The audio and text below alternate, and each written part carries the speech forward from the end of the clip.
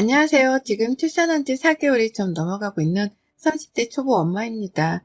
어린 며느리를 어떻게 바라보실런지 모르겠지만 전 요즘 시어머니가 너무 꼴보기 싫어서 이렇게 하다 사연까지 적어보내게 되었답니다. 가뜩이나 아이를 낳아 몸도 예민하고 마음도 예민한 이 시기에 시어머니까지 더해지는 바람에 감정이 좀 격해져가는 중이었는데요. 이번 사연을 통해서 격해진 감정도 제대로 정리가 되었으면 좋겠네요. 저는 출산을 빠르게 하긴 했으나 결혼한 지는 거의 6년이 되어가요. 아이를 빨리 낳을 생각이 없었기 때문에 임신은 차일피일 합의하에 미루고 살았었고 그간에 저희 부부는 각자 일을 하며 신혼처럼 잘 살았습니다. 아이가 없었기 때문에 확실히 원할 때 원하는 장소로 아무렇게 떠나보는 것도 어렵지 않았고요.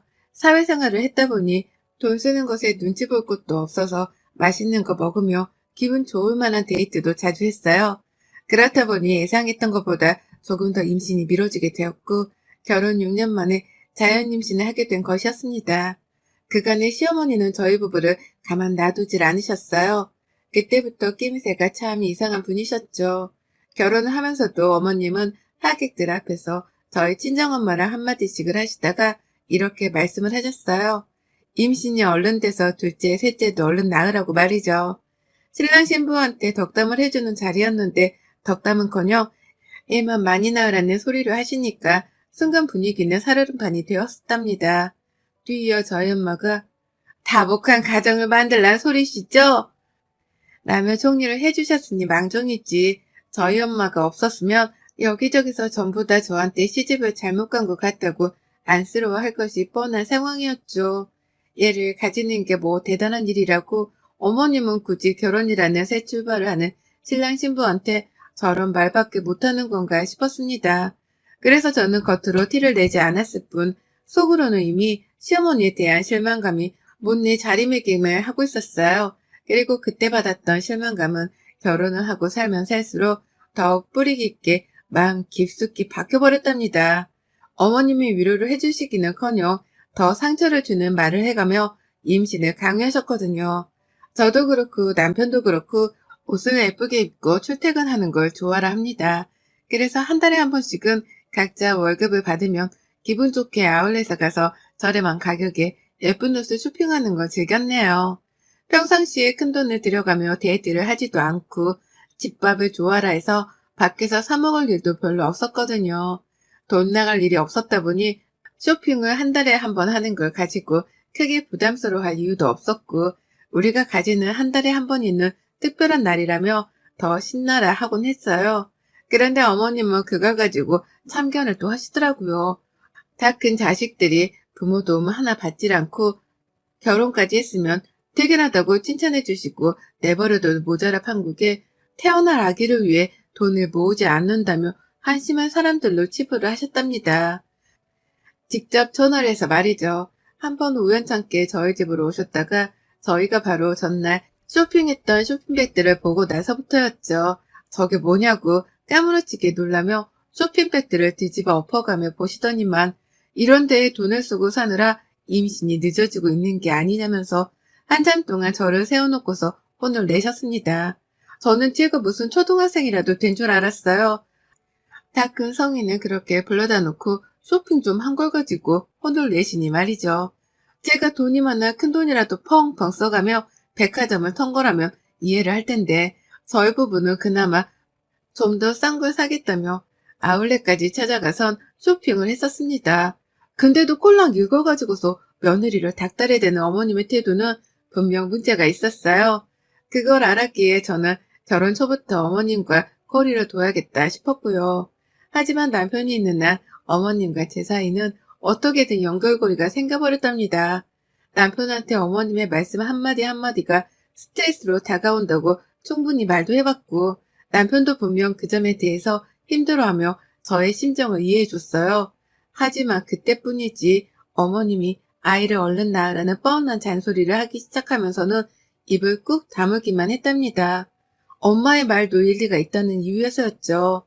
나이 드신 분은 아이를 원하는 게 당연하다는 말 같지 않은 편을 들면서 시어머니 앞에선 꿀먹은 벙어리가 되더라고요. 그러니 저도 남편 따라 입을 다물며 일단은 어머님이 하는 소리를 듣기라도 하고자 했고, 그러다 보니 어머님의 줏대없는 잔소리는 갈수록 더 심해졌답니다. 임신을 하기 전까지는 거의 매번 마주치고 만나고 전화를 하거나 문자를 보낼 때마다 말끝마다 임신을 하란 잔소리를 들어야 했어요. 너무 자주 들어버린 바람에 이러다간 내가 미쳐 돌아버리겠다 싶기까지 하더라고요. 명절이면 당연히 시댁에 발걸음조차 하기 싫었습니다. 온 가족들이 다 있는 앞에서도 아무렇지 않게 임신 타령을 하며 애를 찾으시니 얼굴 부끄러워 도저히 들고 있을 수가 없었거든요. 다행히 남편 주도하에 친정을 좀 일찍 가는 편이긴 했지만 그럼에도 또다시 찾아오는 명절을 맞이하는 건 늘 고역이었답니다. 한마디로 결혼하고 나서는 시어머니를 마주하는 그 모든 순간이 고역이고 도전이었습니다. 멀쩡한 처녀가 결혼을 하고서 완전 남의 식구 눈치나 보는 애물단지가 되어버린 꼴이었죠. 그걸 스스로 감내하기까지 정말 오랜 시간이 걸렸는데 결국 저희 부부도 아이를 가질 때가 되었다 싶어 임신하게 되었습니다. 그리고 임신이 되었던 그 순간 저는 속으로 외쳤어요. 이제 더 이상 시어머니한테서의 잔소리로부터의 해방이 되었다고 말입니다. 아이를 가졌다는 그 사실 자체보다도 시어머니가 더 이상 아이를 가지라는 잔소리를 하지 않으실 거라는 사실 자체가 제겐 더욱 기뻤답니다. 끈질기게 몇 년 동안 들어왔던 잔소리여서 그런지 그 사실이 너무나 기쁘더라고요. 아니나 다를까 어머님도 임신을 한 시간 동안은 최대한 저의 비위를 맞춰주려고 노력을 하시는 거 보이셨죠. 어쩔 수 없는 시어머니이신 건지 뱃속애가 자신 때문에 스트레스 받을 걸 안다는 듯이 연락도 최대한 안 하셨답니다.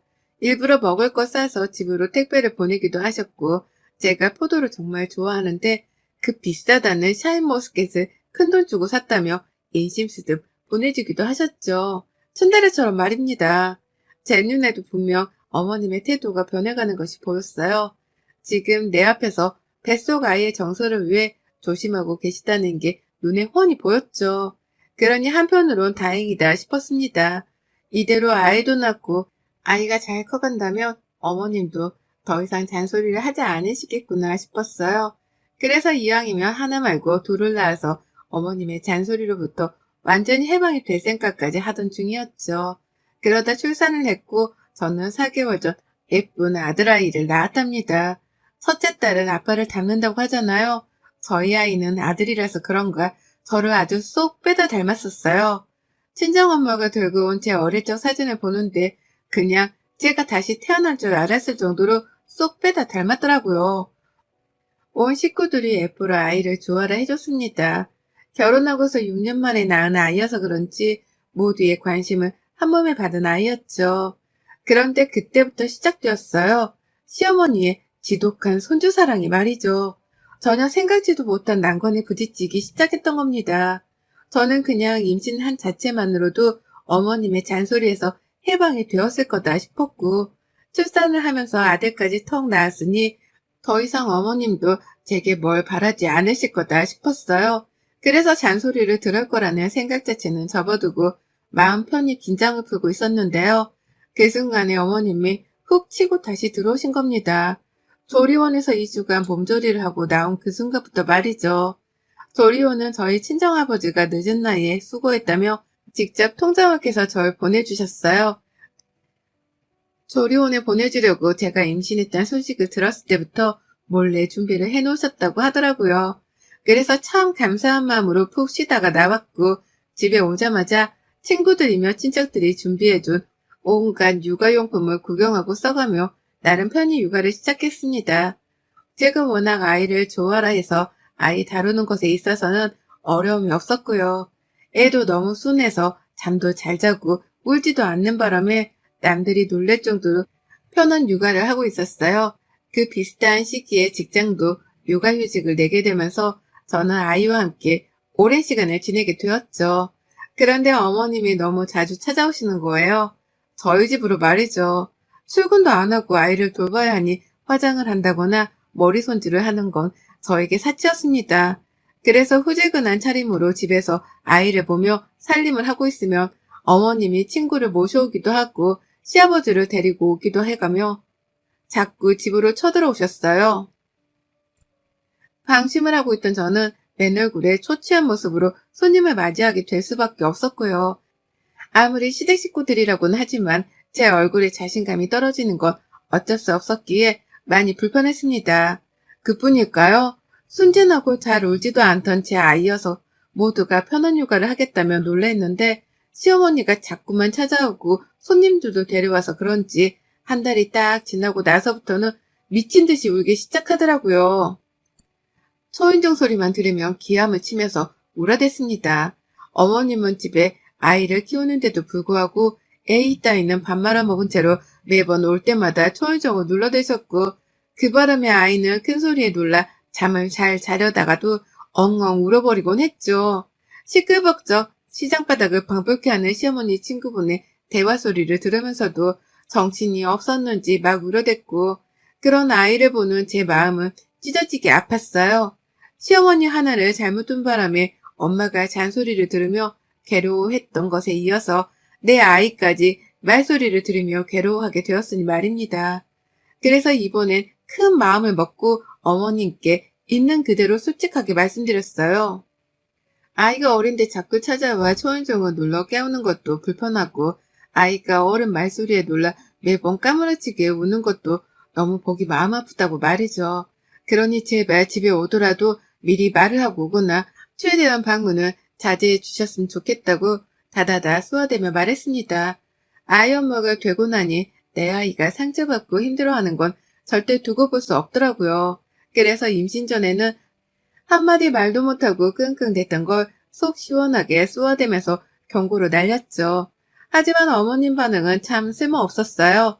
애가 우는 게 당연한 건데 뭐 그리 대수라고 갓난아기 눈치까지 봐야 하냐면서 제 말을 딱 들은 채 만취 하시더라고요. 애는 울리면서 키워야 강하게 큰다는 개소리도 시전을 하셨고요.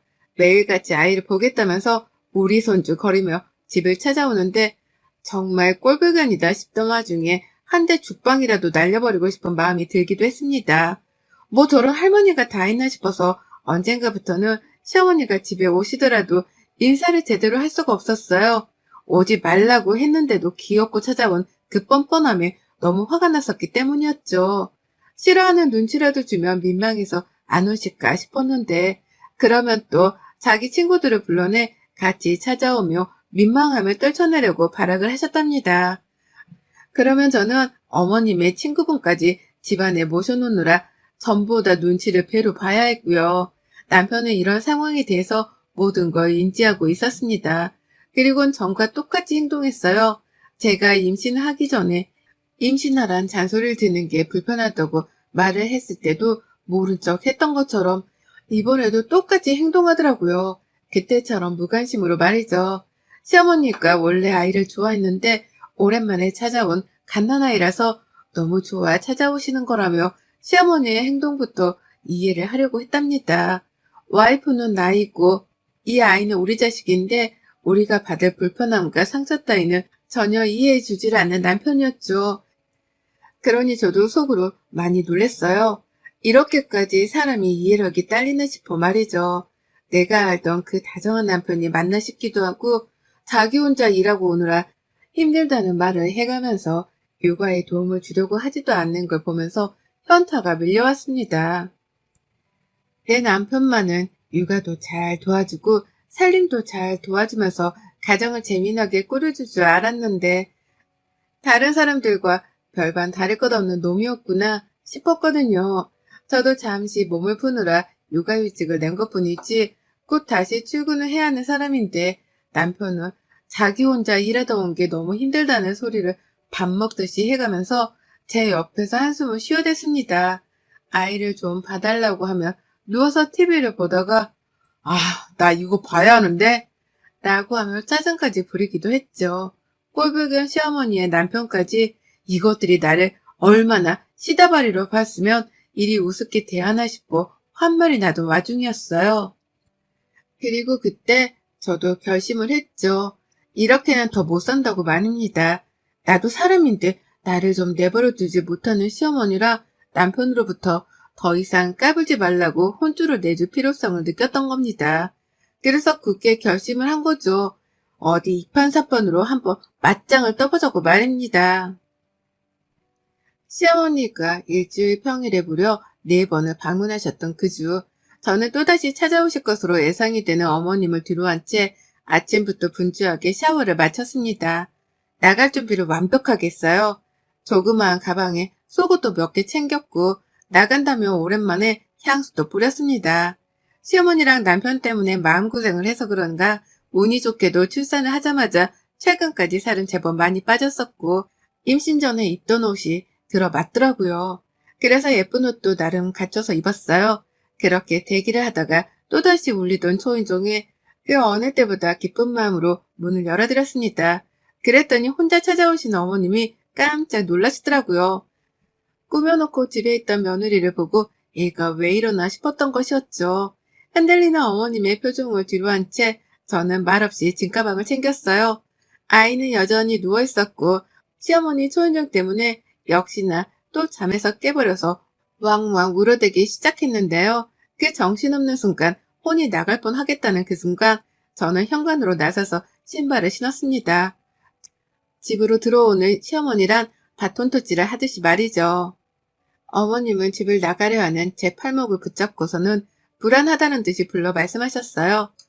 너 얘가 이렇게 우는데 어딜 가니? 그 가방은 뭐고? 라고요. 향수 향이 짙게 났는지 향수도 뿌렸니? 너 애 키우는 애가 너 어디 가니? 라고 하면서 질문을 수도 없이 쏟아내셨습니다. 당황하신 것이었죠.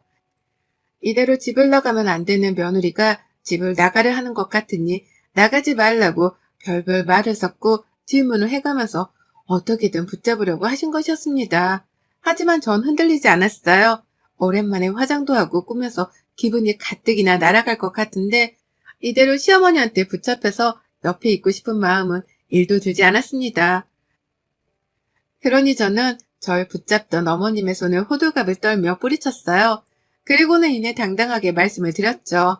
어머님, 저 오래간만에 외출해서 안 들어올 거니까 남편 퇴근하고 집에 올 동안 애 잘 보고 계세요. 애기가 너무 좋아해서 매일같이 찾아오시는데 이왕 이렇게 된 거 혼자서 재미나게 보시라고 제가 이런 자리를 마련했네요. 라고요. 그러자 어머님이 손은 막 흔들더라고요.